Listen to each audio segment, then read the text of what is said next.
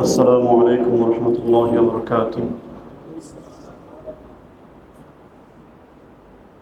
الحمد لله رب العالمين والعاقبة للمتقين والصلاة والسلام على أشرف الأنبياء والمرسلين وعلى آله وأصحابه أجمعين. أعوذ بالله من الشيطان الرجيم. بسم الله الرحمن الرحيم.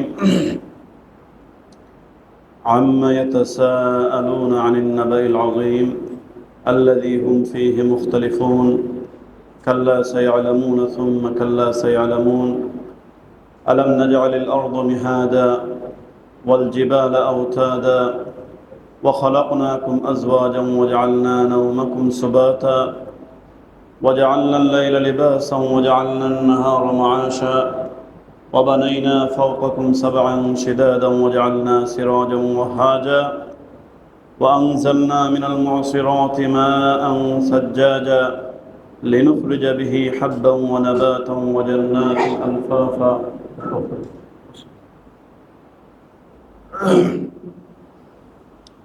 بارك الله لنا ولكم في القرآن العظيم. سبحانك لا علم لنا إلا ما علمتنا إنك أنت العليم الحكيم. মুসল্লিয়ান কেরাম, আল্লাহ সুবহানাহু ওয়া তাআলার অসংখ্য মেহেরবানি যে আল্লাহ জাল্লা শানুহু আমাদেরকে এশার সালাতের পরে কিছু দ্বীনি আলোচনা এবং কোরআনের কিছু আয়াত সমূহের উপর পর্যালোচনার সুযোগ দিয়েছেন। এই জন্য রব্বে কারীমের দরবারে সবাই শুকরিয়া আদায় করি, আলহামদুলিল্লাহ। আমরা আগেই বলেছিলাম একদিন যে কোরআনে কারীমের যে আলোচনাগুলো আমরা করব, প্রথমে তো সূরা ফাতিহা করেছি, আর আজকে থেকে 30 নম্বর পারা সূরা নাবা শুরু হয়েছে। ওই সূরাগুলো একটু ছোট ছোট সূরা, আমাদের বুঝতে সহায়ক হবে। 2-3 দিনে প্রথম দিকের সূরাগুলো 2-3 সপ্তাহে শেষ হয়ে যাবে, আর পরবর্তীতে ছোট ছোট যে সূরাগুলো আসবে ওগুলো এক এক দিনে এক একটা মোটামুটি শেষ করা যাবে। তো কিছু দিনের ভিতরে হয়তো 1 বছর লাগতে পারে, এর ভিতরে আমরা মোটামুটি এক পারার মতো শেষ করার হয়তো সুযোগ পেতে পারি। তো মোটামুটি এক পারা যদি শেষ হয় এবং বিভিন্ন অধ্যায় বিভিন্ন বিষয় নিয়ে একটা পারা যদি শেষ হয়, তাহলে আশা করা যায় অনেক জিনিস আমাদের হয়তো জানা হয়ে যেতে পারে। এই কারণে আমরা এই আলোচনার শুরুতে আমরা 30 নম্বর পারাকে বেছে নিয়েছি। আজকে সূরা নাবা থেকে আমি 16টি আয়াত পড়েছি। সূরা নাবা 30 নম্বর পারা শুরু হয়েছে। সূরা নাবা হচ্ছে মাক্কি সূরা, মক্কায় অবতীর্ণ হয়েছে। আমরা গতদিন শিখেছিলাম মাক্কি এবং মাদানী সূরার পরিচয়। আব্দুল কাইয়ুম ভাই বাদে আর কেউ বলতে হবে মাক্কি এবং মাদানী সূরা কাকে বলে, কেউ জানেন? জি বলেন।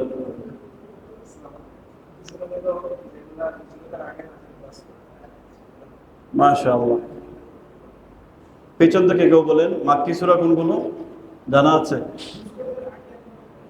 হ্যাঁ, হিজরতের আগে যে সূরাগুলো নাজিল হয়েছিল তার নাম মাক্কি সূরা, আর হিজরতের পরে যে সূরাগুলো নাজিল হয়েছে তার নাম মাদানী সূরা। তাহলে সূরা নাবাটা হচ্ছে মাক্কি সূরা, তার মানে হিজরতের আগে নাজিল হয়েছে। এটা নবুয়তের কিছুদিন পরেই নাজিল হয়েছে। হিজরতের আগে বলতে অনেক আগে, নবুয়তের কিছুদিন পরেই নাজিল হয়েছে। এই সূরার আগে যে সূরা নাজিল হয়েছে এই সূরাটা হচ্ছে সূরাতুল মাআরিজ। একটা সূরা আছে না, 29 নম্বর পারার প্রথম দিকে আছে একটা সূরা, সূরাতুল মাআরিজ। ওই মাআরিজ সূরার পরে সূরা নাবাটা অবতীর্ণ হয়েছে। তো সে যাই হোক, এই সূরা মোট 40টি আয়াত আছে। এই সূরাটা হচ্ছে সূরা নাবা। নাবা শব্দের অর্থই হচ্ছে সংবাদ, খবর, সংবাদ। কিসের সংবাদ, কিসের খবর? কিয়ামতের সংবাদ, কিয়ামতের খবর। তো আল্লাহ পাক রব্বুল আলামিন সূরাটা শুরু করেছেন আম্মা ইয়াতাসাআলুন। ইয়াতাসাআলুন, তারা জিজ্ঞাসাবাদ করছে। আম্মা, কি সম্পর্কে, কোন সম্পর্কে তারা প্রশ্ন করছে, কোন সম্পর্কে তারা জিজ্ঞাসাবাদ করছে।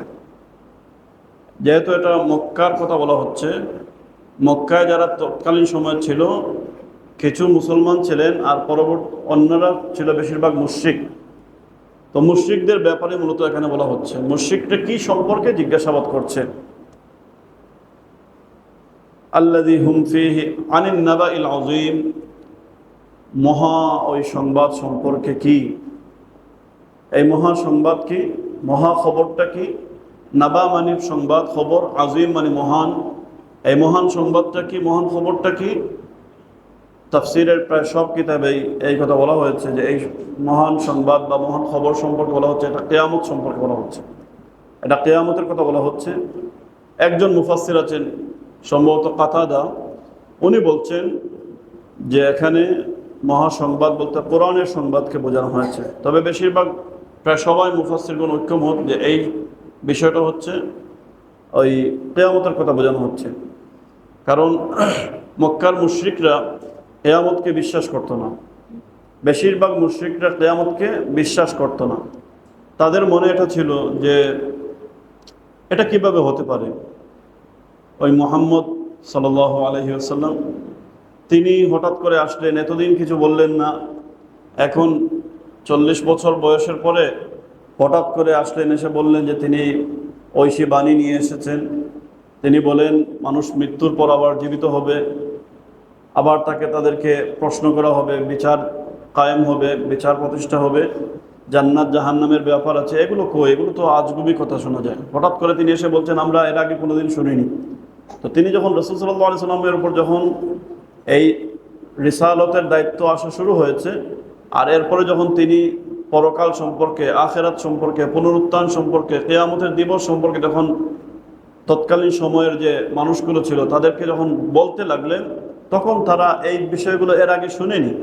যার কারণে তারা পরস্পর ইয়াতাসাআলুন মানে পরস্পর তারা বলা বলি করতে লাগলো যে মুহাম্মদ কি বলে, কই থেকে কি যেন নিয়ে এসেছে আর আমাদেরকে বিভ্রান্ত করছে, আমাদেরকে ভয় দেখাচ্ছে। এটা কি সম্ভব? এত বিশাল পৃথিবী, এত বিশাল নবমণ্ডল ভূমণ্ডল, ওইগুলো নাকি একদিন ধ্বংস হয়ে যাবে। এত বিশাল বিশাল পাহাড়, ওই পাহাড়গুলো নাকি তুলার মতো উড়ে যাবে।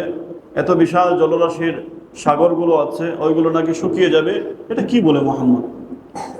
তারা এই সম্পর্কে মানে বেশ প্রশ্ন তুলছে রাসূল সাল্লাল্লাহু আলাইহি ওয়াসাল্লামের উপরে। তো আল্লাহ পাক রব্বুল আলামিন বলেন কাল্লা সায়ালামুন। তারা এই প্রশ্ন তোলার পাশাপাশি কিয়ামত দিবসকে অস্বীকার করছে।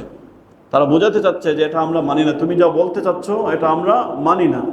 আল্লাহ বলেন কাল্লা, না, এটা কখনো না। সায়ালামুন, তোমরা শীঘ্রই জানতে পারবে, তারা শীঘ্রই জানতে পারবে যে এটা যে সত্য, এটা যে যথার্থ, কিয়ামত যে প্রতিষ্ঠিত হবে, এটা অবশ্যই তারা শীঘ্রই জানতে পারবে। সিন দিয়া সায়ালামুন, সা সিন জবর সা অথবা সাউফা, আরবি ব্যাকরণ অনুসারে এগুলোর অর্থ হচ্ছে খুব শীঘ্রই।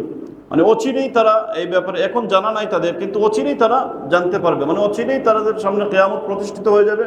আমরা বলি না কাল কিয়ামতের দিন, মানে কিয়ামত। রাসূল সাল্লাল্লাহু আলাইহি ওয়াসাল্লাম একটা হাদিসে এসেছে, রাসূল সাল্লাল্লাহু আলাইহি ওয়াসাল্লাম বলেন আমি এবং কিয়ামতের মধ্যকার সময়টা হচ্ছে, এইভাবে তিনি আঙ্গুল দেখিয়ে বলেন এতটুকু সময়, মানে খুব কাছাকাছি, খুব পাশাপাশি। রাসূল সাল্লাল্লাহু আলাইহি ওয়াসাল্লামের নবুয়ত, রিসালত এইগুলো এবং তার পরবর্তী কিয়ামতের সংগঠন হওয়া, এটা খুব কাছাকাছি সময়। যদিও আমাদের দৃষ্টিতে হয়তো কয়েক হাজার বছর এখানে চলে যাচ্ছে, আমরা রাসূল থেকে এখন 1450 বছর পেছনে আছি, আরও কত শত বছর হয়তো চলে যাবে, কিন্তু এটা আখেরাতের ওই হিসাবের তুলনায় এই দুনিয়ার হিসাবটা কিছুই না। আখেরাত তো অনন্তকালের একটা যাত্রা, অসীম সময়ের একটা যাত্রা। ওই যাত্রার তুলনায় দুনিয়ার এই 1400 বছর হোক আর আরও 1400 বছর হোক, এটা খুব বড় কিছু না। এই কারণে রাসূল সাল্লাল্লাহু আলাইহি ওয়াসাল্লাম বলেন আমি এবং কিয়ামতটা খুব কাছাকাছি।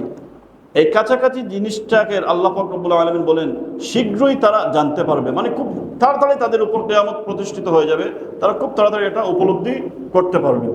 এরপরে আবার আল্লাহ বলছেন সুম্মা কাল্লা সায়ালামুন, আবারও বলেন অতঃপর কাল্লা, কখনোই না, মানে ওইটাকে আবার দ্বিতীয়বার তিনি আল্লাহ পাক রব্বুল আলামিন রদ করছেন। তাদের এই বিশ্বাস যেটা আছে যে তারা কিয়ামতকে বিশ্বাস করে না, এইটাকে আল্লাহ আবার রদ করছেন যে কাল্লা, কখনোই না, অর্থাৎ তোমাদের এই ভ্রান্ত ধারণা কখনোই সত্য নয়। সায়ালামুন, তারা অবশ্যই খুব শীঘ্রই তারা কি করবে, জানতে পারবে। এখন তারা যে অস্বীকার করছে, অস্বীকার করার ক্ষেত্রে তাদের মূল যে ধারণাটা ছিল, এই ধারণাটা হচ্ছে যে আল্লাহ মুহাম্মদ সাল্লাল্লাহু আলাইহি সাল্লাম যে সত্তার কথা বলছেন, ওই সত্তা কিভাবে এত বড় পৃথিবীকে তিনি ধ্বংস করে দিতে পারেন, ওই সত্তা কিভাবে এত বড় বড় বড় পাহাড়গুলোকে ধ্বংস করে দিতে পারেন, ওই সত্তা কিভাবে এত বিশাল বিশাল জলরাশির সাগরগুলোকে শুকিয়ে ফেলতে পারেন। এটা তাদের মনে একটা বিশাল বিশাল একটা প্রশ্ন ছিল। আল্লাহ পাক রব্বুল আলামিন পরবর্তীতে তিনি প্রশ্নের আকারে তাদের প্রশ্নের উত্তরটা তিনি প্রশ্ন আকারে দিচ্ছেন, আলাম নাজআলিল আরদা মিহাদা, আমি কি তোমাদেরকে তোমাদের জন্য এই জমিনটাকে বিছানা স্বরূপ বানাইনি? আল্লাহ প্রশ্ন করছেন। তাদের প্রশ্নের উত্তরে আল্লাহ পাল্টা প্রশ্ন ছড়ে দিয়ে উত্তর দিচ্ছেন যে তোমরা মনে করছো যে এই পৃথিবী ধ্বংস করা আমার জন্য অনেক কঠিন ব্যাপার, ধ্বংস হবে না। এই পাহাড়, এই আকাশ পাতাল, এই সাগর, এই চন্দ্র সূর্য, এগুলো ধ্বংস করা আমার জন্য সম্ভব হবে না তোমরা মনে করছো। অথচ এগুলো এক সময় ছিল না। পৃথিবী কি ছিল? পৃথিবী ছিল না এক সময়। আল্লাহ বলেন যে এইগুলো এক সময় ছিল না, আমি কি এগুলো সৃষ্টি করিনি? আলাম নাজআলিল আরদা মিহাদা, আমি কি এই জমিনকে সৃষ্টি করিনি তোমাদের জন্য বিছানা স্বরূপ? তাহলে আল্লাহ বলছেন যে এগুলো এক সময় অস্তিত্বহীন ছিল, আমি তোমাদের জন্য এগুলোকে বিছানা স্বরূপ বানিয়েছি। তাহলে যদি আমি বানাতে পারি, আমি যদি এটা স্রষ্টা হতে পারি, তাহলে এটাকে আমি তো ধ্বংস করতেই পারবো। এটাই তো যুক্তি। তিনি প্রশ্ন ছুড়ে দিয়ে উত্তর দিচ্ছেন যে যেহেতু এগুলোকে আমি সৃষ্টি করেছি, অতএব ধ্বংস করা এগুলোকে আমার জন্য কোনো ব্যাপারই নয়। এখানে আরেকটা বিষয় আছে, আলাম নাজআলিল আরদা মিহাদা, আল্লাহ বলছেন বিছানা করে দিয়েছেন আমাদের জন্য পৃথিবীকে। দেখেন, আমরা যদি একটু আপাতত মানুষের কথা বাদ দিয়ে অন্যর কথা চিন্তা করি, যে পৃথিবীতে যত প্রাণী আছে, আমরা তো মানুষ বিছানা বানিয়ে একটা লেপ তুষক জাজিম সব কিছু তৈরি করে একটা বিছানা তৈরি করি, ঠিক না? কিন্তু অন্যান্য যত প্রাণী আছে, আল্লাহ পাক রব্বুল আলামিন যত প্রাণী সৃষ্টি করেছেন, সবগুলা প্রাণী এই মাটিতেই তাদের বসবাস, ঠিক না? মাটিতেই তাদের, এই পৃথিবীতেই তাদের বসবাস। তাদের জন্য আলাদা কোনো বিছানা লাগে না, বরং আলাদা বিছানা হলে তারা অস্বস্তি অনুভব করবে। তারা তাদের মতো করে প্রকৃতির সাথে মিশে থাকতে চায়। আমরা হয়তো একটু আরামে থাকতে চাই, আর একটু সুন্দরভাবে থাকতে চাই, এই কারণে হয়তো আমরা একটু জাজিম তুষক এগুলো দিয়ে হয়তো ব্যবহার করি, কিন্তু আমরা পৃথিবীতেই আছি। পৃথিবীই আমাদের ঠিকানা, বসবাসের জন্য অতি উত্তম ঠিকানা হচ্ছে আমাদের জন্য পৃথিবী। বিজ্ঞানীরা বলেন যে পৃথিবীকে আল্লাহ পাক রব্বুল আলামিন এমন সুনিপুণভাবে সৃষ্টি করেছেন, এমন সুনিপুণভাবে তিনি সৃষ্টি করেছেন যে এই পৃথিবীতে অনেক কিছু হতে পারত, অনেক অনেক ভয়ানক অনেক কিছু সংঘটিত হতে পারত, কিন্তু আল্লাহ সুবহানাহু ওয়া তাআলা পৃথিবীকে যেহেতু মানুষের বসবাসের উপযোগী করে দিয়েছেন, মানুষের বাঁচার জন্য, মানুষের থাকার জন্য উপযোগী করে দিয়েছেন, এই কারণে পৃথিবীকে অনেক ধরনের ভয়ানক বিপদ থেকে আল্লাহ পৃথিবীকে সবসময় রক্ষা করেন। মাঝে মাঝে একটু পরীক্ষা করেন আমাদেরকে ভূমিকম্প দিয়ে, মাঝে মাঝে একটু পরীক্ষা করেন বিভিন্ন ধরনের ঝড় সাইক্লোন দিয়ে, এগুলো মাঝে মাঝে তিনি আমাদেরকে পরীক্ষা করেন। কিন্তু সব সময়ের জন্য আল্লাহ এই পৃথিবীকে আমাদের জন্য আরামদায়ক বিছানা বানিয়ে নিয়েছেন। একটা বিজ্ঞানীদের একটা কথা আছে যে পৃথিবী থেকে উপরের যে বায়ুমণ্ডল আছে, প্রায় 500 মাইল পর্যন্ত বায়ুমণ্ডলের একটা স্তর আছে, যে স্তরটা সম্পূর্ণ বাতাসে ঠাসা। পৃথিবীর উপরিভাগে যে উল্কাগুলো আছে, উল্কাপিণ্ড যেগুলো আছে, শিলার স্তর, পাথরের স্তর, যে বড় বড় স্তর, একটা পাথরের স্তর আছে নামিবিয়া, একবার পড়েছিল, আপনারা হয়তো দেখতে পারেন। নামিবিয়া একটা দেশ আছে, ওই দেশে বিশাল খণ্ডের একটা পাথরের স্তর পড়ে আছে, উপর থেকে পড়েছে, এটা এখনো আছে, তারা ওইটাকে রেখে দিয়েছে। তো ওই যে যদি এই বাতাসের এই পুরুত্ব না থাকতো, বাতাস কত শক্তিশালী, আল্লাহ 500 মাইল পর্যন্ত বাতাসের একটা পুরুত্ব রেখে দিয়েছেন। যদি এইটা না থাকতো, তাহলে পৃথিবীর বাইরে থেকে যে উল্কাপিণ্ডগুলো পৃথিবীতে আশ্রে পড়ে, তাদের সেকেন্ডে কত কিলোমিটার, 11 কিলোমিটার না কত কিলোমিটার সেকেন্ডে গতিবেগ, ওই উল্কাপিণ্ডের গতিবেগ ভুলে গেছি, এত বিশাল খুব দ্রুত বেগে এগুলো পৃথিবীর দিকে আশ্রে পড়ে, কিন্তু আল্লাহ পাক রব্বুল আলামিন ওই 500 মাইলের উপরে ওইগুলোকে ভ্যানিশ করে দেন, ওইগুলো আর পৃথিবীতে আসতে পারে না। মাঝে মাঝে কিছু দেন তিনি, এগুলো মানুষের পরীক্ষার জন্য। তো এগুলো মানুষের পরীক্ষার জন্য তো আল্লাহ পাক রব্বুল আলামিন পৃথিবীকে মানুষের বসবাসের উপযোগী করে দিয়েছেন। এর আগে তিনি প্রশ্ন করছেন যে তোমাদের জন্যই আমি পৃথিবীকে বসবাসের উপযোগী বানিয়েছি, বিছানা স্বরূপ বানিয়েছি। তো যদি আমি বানাতে পারি এটা, তাহলে আমি কি ধ্বংস করতে পারবো না? অবশ্যই তিনি কি করবেন? ধ্বংস করতে পারবেন। এরপরে একটা আয়াত আছে, ওয়াল জিবালা আওতাদা, আল্লাহ পাক রব্বুল আলামিন বলেন, আমি এই পৃথিবীতে পাহাড় তৈরি করেছি পেরেক স্বরূপ। পাহাড়কে তৈরি করেছি পেরেক, কুটি হিসাবে, কিলো হিসাবে আমি তৈরি করেছি পাহাড়কে। দেখেন আমাদের পৃথিবী, এটা আমরা সবাই জানি যারা এই সংক্রান্ত কিছু আলোচনা শুনেছেন বা পড়েছেন, যে পৃথিবী তার কক্ষপথে অবিরাম ঘুরতে আছে আছে না? প্রত্যেকটা কুল্লুম ফি ফালাকি ইয়াসবাহুন, প্রত্যেকটা গ্রহ নক্ষত্র উপগ্রহগুলো তার কক্ষপথে কি করছে? ঘুরতে আছে। পৃথিবীও ঘুরতে আছে। এমনকি পৃথিবীর ঘোরার গতিবেগ ঘন্টায় 40,000 মাইল, 40,270 মাইল গতিবেগে পৃথিবী ঘন্টায় ঘুরে। এখন এত দ্রুত বেগে ঘুরতে আছে যে যদি এই দ্রুত বেগে আমাদের অবস্থান এবং পৃথিবীর এই গতির অবস্থানকে কেন্দ্র করে যদি আমরা থাকতাম, আর আল্লাহ পাক রব্বুল আলামিন যদি এই পাহাড়গুলোকে কিলক হিসাবে না বানাতেন, এই পাহাড়গুলোকে যদি খুঁটি হিসাবে না বানাতেন, তাহলে আমরা এভাবে দোদুল্যমান অবস্থা থাকতাম, আমরা দুলতে থাকতাম।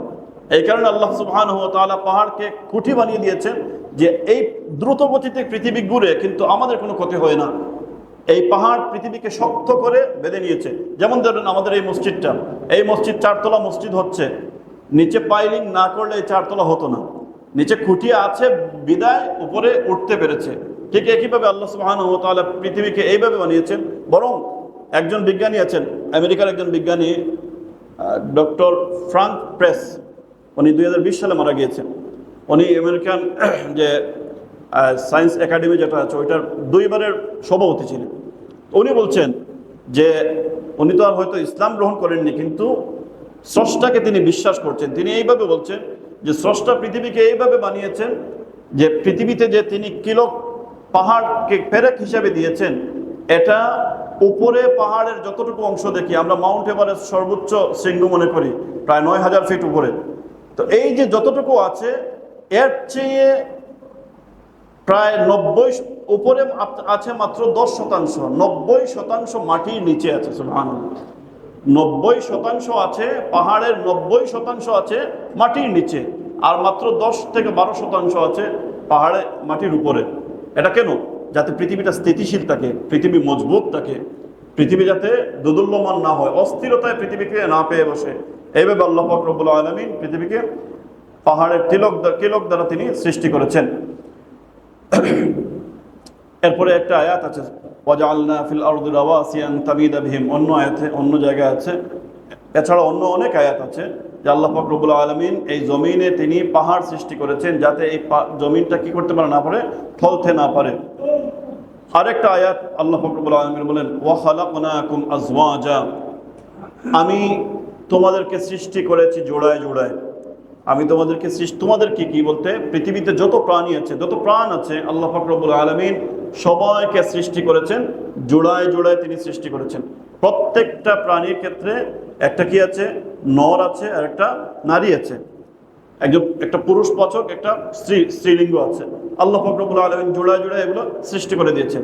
বলতে চাচ্ছেন এটাই যে অমুশরিকরা, তোমরা যে বিষয়গুলো নিয়ে সন্দেহ করছো, তোমরা যে বিষয়গুলো নিয়ে সন্দেহের মধ্যে আছো, সংশয়ের মধ্যে আছো, ওই তোমাদেরকেই আমি সৃষ্টি করেছি, তোমাদেরকেই আমি সৃষ্টি করেছি। তাহলে আমার দ্বারা তোমাদেরকে ধ্বংস করা কোনো ব্যাপারই না। এখানে আরেকটা জিনিস আছে, আজওয়াজা। আল্লাহ সুবহানাহু ওয়া তাআলা বলছেন, ওয়া খালাকনাকুম আজওয়াজা, আমি তোমাদেরকে সৃষ্টি করেছি জোড়ায় জোড়ায়। জোড়ায় জোড়ায় বলতে কি, একটু আগে বলেছি যে পুরুষ আর স্ত্রী। এই ক্ষেত্রে আল্লাহ পাক রব্বুল আলামিন ওই 2 ভাগে ভাগ করে দিয়েছেন প্রত্যেক প্রাণীকে। আর কোনো ভাগ নাই, আর কোনো ভাগ নাই, আর কোনো বাঘ আসতে পারে না। আল্লাহর দেওয়া এই বাঘের পরে আর তৃতীয় কোনো বাঘ আসতে পারে না। অতএব তৃতীয় কোনো লিঙ্গও নাই। ঠিক আছে না? যেহেতু আল্লাহ পাক রব্বুল আলামিন পুরুষ লিঙ্গ এবং স্ত্রী লিঙ্গ, ওই 2টা লিঙ্গ দিয়ে সৃষ্টি করেছেন, এরপরে আর কোনো লিঙ্গ হতে পারে না। এখন যদি কিছু হয়, যেমন আমার হাতে সমস্যা, তাহলে আমার হাতে সমস্যা হওয়ার কারণে আমার এই বোঝা যাবে এটা একটা অসুস্থতা। ঠিক আছে না? আমার কানে সমস্যা হওয়ার কারণে আমার বোঝা যাবে এটা একটা অসুস্থতা। ঠিক একইভাবে কারো লিঙ্গে যদি সমস্যা হয়ে থাকে তাহলে সে লিঙ্গ প্রতিবন্ধী, এটা তার একটা অসুস্থতা। সে তৃতীয় লিঙ্গ না, এটা তার একটা অসুস্থতা হওয়ার কারণে ইসলামে তাদের ব্যাপারে সমাধান দিয়েছে এমন যে যদি কোনো মানুষের লিঙ্গের ক্ষেত্রে পরিচয় ঠিকমতো পাওয়া না যায়, তাহলে যে দিকটা তার ক্ষেত্রে প্রায়োরিটি পাবে, পুরুষের দিকটা প্রায়োরিটি পাইলে তাকে পুরুষ হিসেবে বিবেচনা করা হবে, আর মেয়েদের দিকটা তার দিকে প্রায়োরিটি পাইলে মেয়ে হিসেবে তাকে বিবেচনা করা হবে। তৃতীয় লিঙ্গ বলতে ইসলামে কিছুই নেই, কারণ আল্লাহ পাক রব্বুল আলামিন পুরুষ এবং নারী ওই দুই জাতিতেই সৃষ্টি করেছেন। এখানে হিজড়া শ্রেণী যারা আছে, হিজড়া শ্রেণী আমাদের সমাজে যদি সত্যিকার অর্থে হিজড়া, ট্রান্সজেন্ডার না, হিজড়া যদি হয়ে থাকে তাহলে তাদের ওই দুই শ্রেণীর যে কোনো এক শ্রেণীতে যেতে হবে। হয়তো সে পুরুষ, তার মধ্যে যদি পুরুষের আলামত স্পষ্ট থাকে তাহলে তাকে পুরুষের অনুযায়ী তার হুকুম নেওয়া হবে। সে মসজিদে এসে আমাদের সাথে নামাজ পড়বে, সে ঈদগাহে নামাজের জন্য যাবে, সে সবকিছু পুরুষের মতো করবে। আর যদি সে তার ক্ষেত্রে মহিলার আলামত স্পষ্ট থাকে তাহলে সে মহিলাদের মতো পর্দা মেনে চলবে, আমরাও পর্দা মেনে চলবো। বাকি মহিলারা যেভাবে হিজাব পরে বের হয়, নেকাব পরে বের হয়, এইভাবে সে বের হবে। এই হচ্ছে দুইটা স্তর। তাহলে হিজড়াদের সমাধান হয়ে গেল। কিন্তু বর্তমানে আরেকটা নতুন স্তর আমাদের সামনে উপস্থাপন করা হচ্ছে, সেটা হচ্ছে ট্রান্সজেন্ডার। এটা বানানো একটা স্তর। ট্রান্স মানে রূপান্তর। একটা অবস্থায় সে ছিল, ওই অবস্থা থেকে সে রূপান্তর হয়ে অন্য অবস্থায় চলে গিয়েছে। এই যদি হয় অবস্থা, আল্লাহ পাক রব্বুল আলামিন তো আমাদেরকে তৈরি করেই দিয়েছেন, হয়তো তুমি পুরুষ নয়তো তুমি মহিলা। এর বাহিরে লা তাবদীলা লিখালকিল্লাহ, আল্লাহর সৃষ্টির কোনো পরিবর্তন নাই। এখন যদি কেউ নিজের মন মতো কোনো পরিবর্তন করতে চায় তাহলে বোঝা যাবে যে সে আল্লাহর সৃষ্টির বিরুদ্ধে কোনো সিদ্ধান্ত নিয়েছে, আল্লাহর সৃষ্টির বিরুদ্ধে সে চলে গিয়েছে। এই কারণে ট্রান্সজেন্ডার যেটা, এটা সম্পূর্ণ বাতিল একটা মতবাদ। এটা শুধু একটা স্বাভাবিক প্রক্রিয়া না, একটা মতবাদ তৈরি করে দিচ্ছে তারা। এর মাধ্যমে অনেক ধরনের অপকর্মের সূচনা হচ্ছে। আমাদের বাংলাদেশে আমরা হয়তো 2 বছর আগেও ট্রান্সজেন্ডার সম্পর্কে জানতাম না, কিন্তু অবিশ্বাস্যভাবে সত্য এটা যে আমরা গত সপ্তাহে একটা সেমিনারে গিয়েছিলাম ঢাকায়, গত বৃহস্পতিবারে, ওই বৃহস্পতির আগের বৃহস্পতিবারে। তো ওইখানে আমাদের সামনে একটা প্রেজেন্টেশন করা হয়েছে। ওইখানে বলা হয়েছে যে ট্রান্সজেন্ডার নিয়ে আমরা 2024 সালে বিরোধিতা করছি, যে এটা চলবে না, এটা ইসলাম বিরুদ্ধ। কিন্তু বাতিলপন্থীরা যারা ইসলামের বিরুদ্ধে ষড়যন্ত্র করে, যিনি প্রেজেন্টেশন করছেন তিনি একবারে তথ্য প্রমাণ দিয়ে তিনি বলেছেন এটাই, যে এই বিষয়টা তাদের মাথায় এসেছে, বাংলাদেশে এই জিনিসটা এস্টাবলিশ করবে তাদের মাথায় এসেছে 2007 সালে। তারা প্রথম মিটিং করেছে 2007 সালে এই ধরনের একটা পরিকল্পনা নিয়ে, যে বাংলাদেশের ট্রান্সজেন্ডার ওই বিষয়টা তারা ছড়িয়ে দিবে। তো 2007 সালে, এরপরে 2009 সালে একবার মিটিং হয়েছে, 2013 সালে মিটিং হয়েছে, বারবার তাদের মিটিং হচ্ছে। তো ওই মিটিংগুলো করার পরে তারা বিভিন্ন ধরনের ডকুমেন্টারি তৈরি করেছে, বিভিন্ন ধরনের ভিডিও তারা বানিয়েছে।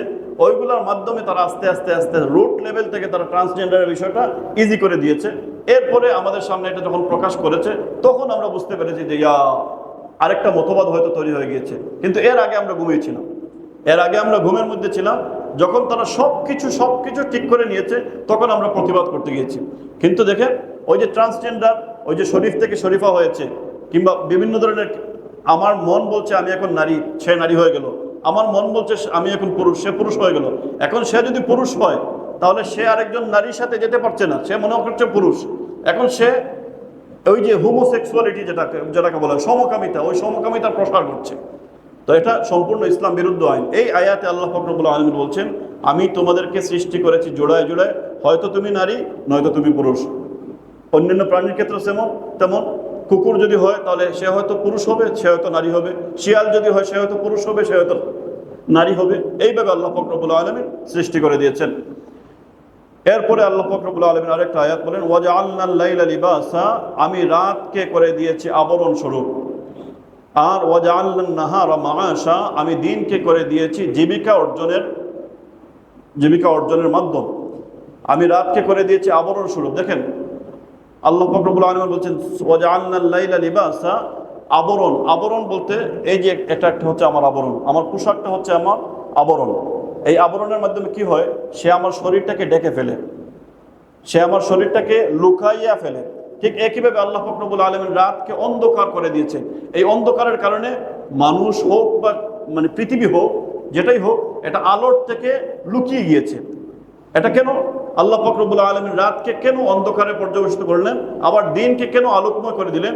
আল্লাহ সুবহানাহু ওয়া তাআলার উদ্দেশ্য হচ্ছে এটাই, যে রাত হচ্ছে তোমাদের জন্য বিশ্রামের বিষয়। রাত হচ্ছে রাত্রেবেলা তোমরা বিশ্রাম করবে। এই কারণে বিশ্রাম করতে হলে আমাদের অন্ধকারের প্রয়োজন হয় না? আমরা যদি দিনের বেলাও ঘুমাতে চাই তাহলে একটু চেষ্টা করি জানালার পর্দাটা দিয়ে ঘুমানোর জন্য, যাতে একটু অন্ধকার থাকে। কারণ অন্ধকারের মাধ্যমে মানুষ কি করতে পারে, বিশ্রাম নিতে পারে সহজে। আবার আল্লাহ সুবহানাহু ওয়া তাআলা দিনকে করেছেন জীবিকা অর্জনের মাধ্যম, অর্থাৎ কি দিনকে এমনভাবে তিনি আলোকোজ্জ্বল করে দিয়েছেন যে ওই সময় আর লাইট জ্বালানোর কোনো দরকার পড়ে না। কারণ দিনের বেলা মানুষ ক্ষেত কৃষি করবে, মানুষ বিভিন্ন ধরনের চাকরি বাকরি করবে, আল্লাহ পাক রব্বুল আলামিন জীবিকা অর্জনের একটা মাধ্যম দিয়েছেন দিনের বেলা। এই আয়াতকে কেন্দ্র করে আহলে কুরআন নামে একটা দল আছে না, আহলে কুরআন, তারা এই আয়াতকে কেন্দ্র করে একটা হাদিসকে সম্পূর্ণ অস্বীকার করে। হাদিসটা হচ্ছে আল্লাহ পাক রব্বুল আলামিন যখন রাসূলুল্লাহ সাল্লাল্লাহু আলাইহি ওয়াসাল্লাম মেরাজে গেলেন, মেরাজে যাওয়ার পরে একটা হাদিস আছে না যে আল্লাহ পাক রব্বুল আলামিন উনাকে 50 ওয়াক্ত সালাত দিয়েছেন, আছে না? 50 ওয়াক্ত সালাতের ব্যাপারে তারা বলে এটা যে যদি 50 ওয়াক্ত সালাত দেওয়া হতো তাহলে আল্লাহ পাক রব্বুল আলামিন দিনকে কেন বললেন জীবিকা অর্জনের মাধ্যম? কারণ 50 ওয়াক্ত সালাত হলে তো প্রতি আধা ঘন্টা পর পর একটা সালাত পড়তে হতো, তাহলে মানুষ জীবিকা অর্জন করতে পারবে কিভাবে? তার মানে হচ্ছে তারা বোঝাতে চায় এটাই, তারা বোঝাতে চায় যে এই হাদিস যেটা একটা সম্পূর্ণ জাল বানোয়াট হাদিস, নাউজুবিল্লাহ।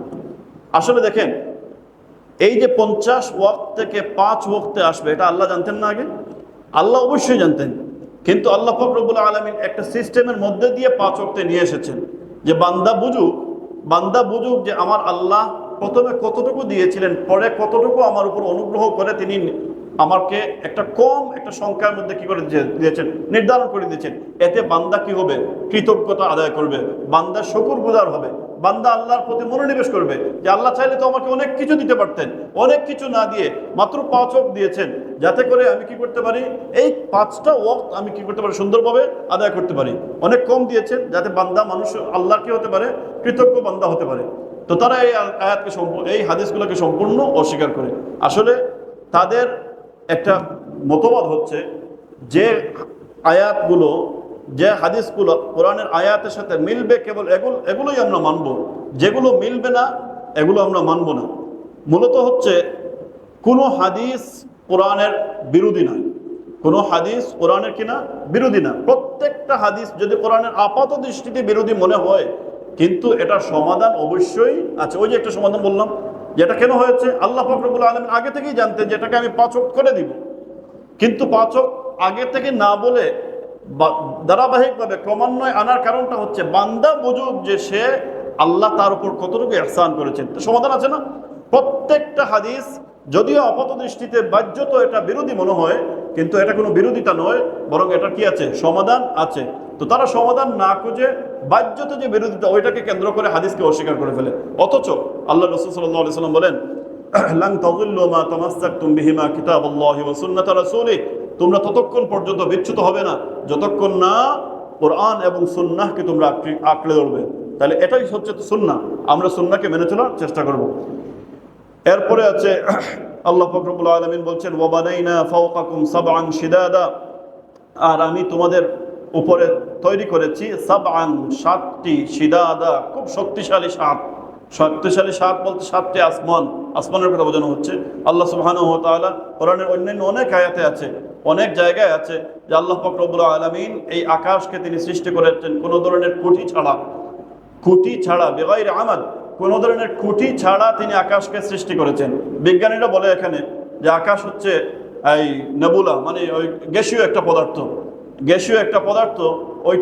ওই গ্যাসীয় পদার্থ বলে এখানেই তারা ক্রান্ত হয়ে যায়। কিন্তু আল্লাহ সুবহানাহু ওয়া তাআলা বলেন এটা গ্যাস, হয়তো গ্যাসীয় পদার্থ আছে, গ্যাসীয় জলীয় বাষ্প সবগুলা মিলেই আল্লাহ সুবহানাহু ওয়া তাআলা আকাশকে সৃষ্টি করেছেন, কিন্তু এই আকাশের পুরুত্ব অনেক বেশি, এবং এক আকাশ থেকে আরেক আকাশের মাঝখানের যে ফাসেলা বা দূরত্ব হচ্ছে, এটা হচ্ছে প্রায় 500 বছরের রাস্তা।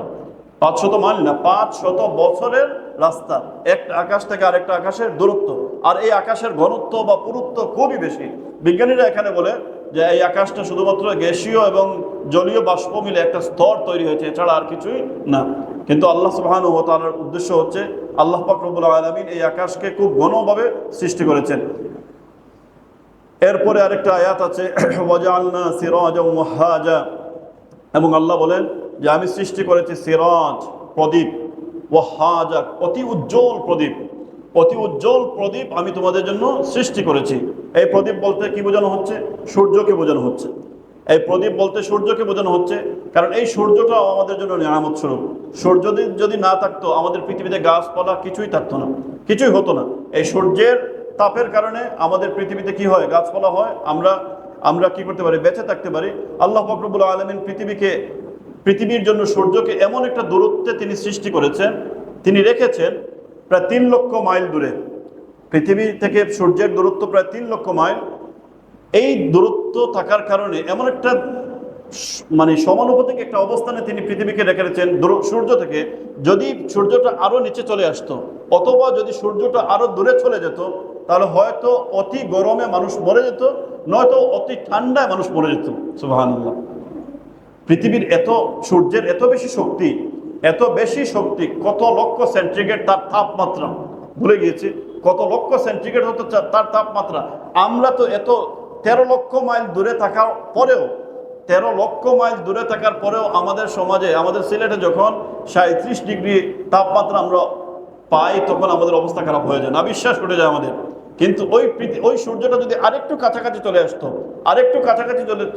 তাহলে এই পৃথিবীতে মানুষ বসবাসের উপযোগী থাকতে পারতো না। ঠিক একইভাবে পৃথিবী যদি অনেক দূরে চলে যেত, তাহলে মানুষ ঠান্ডায় মরে যেত।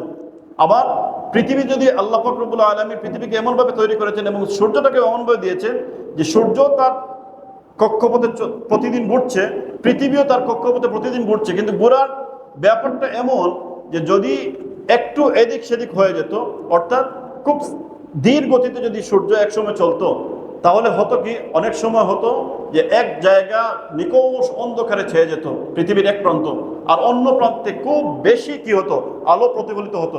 ওই এলাকার মানুষগুলো খুব কষ্ট করতো আলোর কারণে, আর ওই এলাকার মানুষগুলো খুব কষ্ট করতো অন্ধকারের কারণে। কিন্তু আল্লাহ পাক রব্বুল আলামিন এই সিস্টেমটা রাখেননি, বরং তিনি সমানভাবে পৃথিবী এবং সূর্যকে কি করছেন, প্রদক্ষিণ করাচ্ছেন।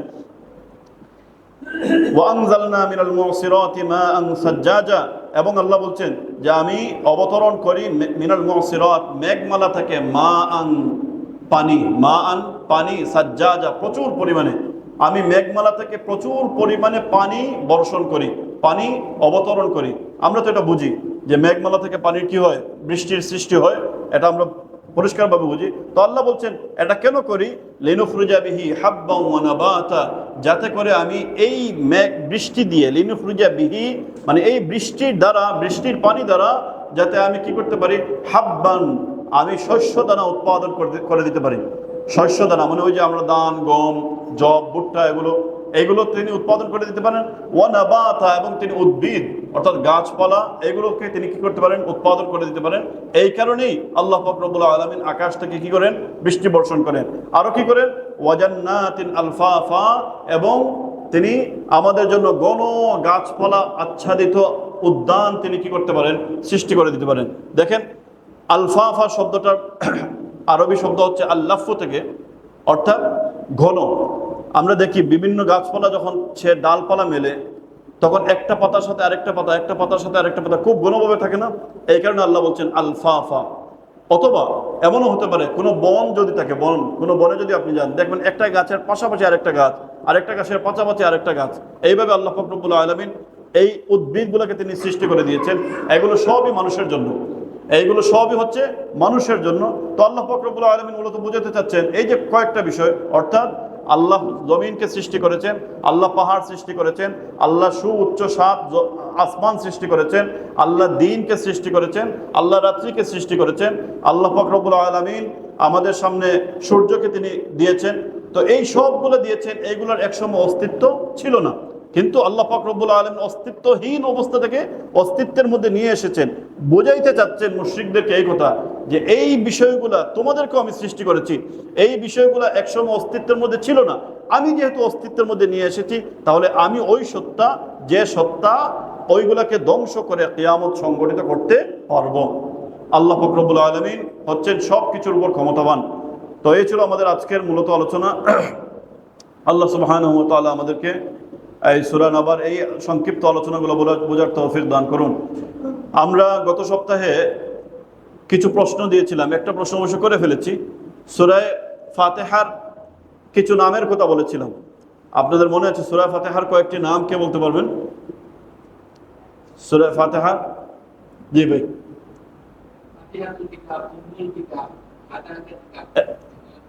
আচ্ছা, না ঠিক আছে, বলেন। মাশা হামদ, আলহামদুলিল্লাহ। আচ্ছা বলেন তো দেখি, ফাতিহা, সূরা ফাতিহা মক্কি না মাদানী? বলেন না, সূরা ফাতিহা মক্কি না মাদানী? মাক্কি সূরা। এটা কোন সূরা পূর্ণাঙ্গভাবে আল্লাহ রাসূল সাল্লাল্লাহু আলাইহি ওয়াসাল্লামের সর্বপ্রথম নাযিল হয়েছিল? সূরা ফাতিহা পূর্ণাঙ্গভাবে। এর আগে অন্যান্য বিক্ষিপ্ত আয়াতগুলো নাযিল হয়েছে, সূরা আলাকের কিছু আয়াত, মুজাম্মিলের কিছু আয়াত, মুদ্দাসিরের কিছু আয়াত বিক্ষিপ্তভাবে নাযিল হয়েছিল, কিন্তু সূরা ফাতিহা পূর্ণাঙ্গভাবে আল্লাহ রাসূল সাল্লাল্লাহু আলাইহি ওয়াসাল্লামের উপর নাযিল হয়েছিল। সূরা ফাতিহায় মোট কত আয়াত আছে? 7 আয়াত। আল্লাহ পাক রব্বুল আলামিন সূরা ফাতিহাকে আমাদের জন্য এমনভাবে দিয়েছেন যে আমরা যখন সূরা ফাতিহা পড়ি নামাজের মধ্যে, আল্লাহ পাক রব্বুল আলামিন কি করেন? তার জবাব দান করেন। আলহামদুলিল্লাহি রাব্বিল আলামিন যখন পড়ি তখন আল্লাহ বলেন হামিদানি আবদি, এইভাবে আল্লাহ পাক রব্বুল আলামিন জবাব দান করেন। তো এই ছিল মূলত আজকের আলোচনা। আল্লাহ পাক রব্বুল আলামিন আমাদেরকে ভালোভাবে বোঝার তৌফিক দান করুন। ওয়া আখিরু দাওয়ানা আলহামদুলিল্লাহি রাব্বিল আলামিন।